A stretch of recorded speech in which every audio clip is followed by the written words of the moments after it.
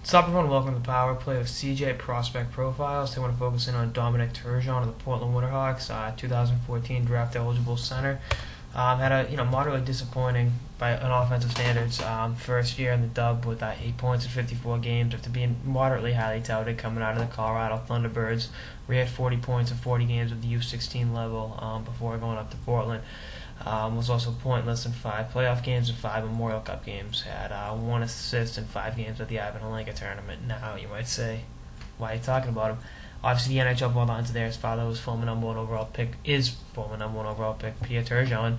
I think next year with Portland, with graduations and a couple other things going on, he'll see more extensive minutes, more power play time.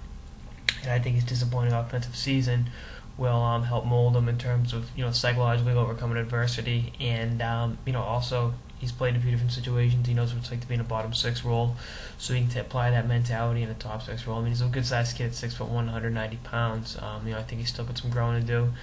He's shifty with the puck, good skater, good set of hands, and can facilitate the puck as well as he can shoot it.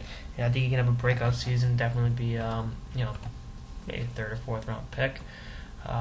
They've got some real firepower, and in Portland, I think him and Keegan Iverson are both due for big-time breakout seasons next year. 2 American kids that went up there at 16, and took their lumps their first year playing on a team that was in the finals of the Memorial Cup, and I think they still have a good shot next year, even without Seth Jones and a few other guys. But back to Turgeon, I think. Like I said, he's got the skill set. It's just a matter of getting the quality minutes to apply that skill set to accumulate statistics. It might be kind of a long shot, but I think he's got, like I said, good size, good instincts, and just that bottom 6 mentality applied to a top 6 role could really serve him well down the line. And I think him, Chase Delio, and Keegan Iverson make a pretty formidable second line next year in Houston. In Portland, Houston.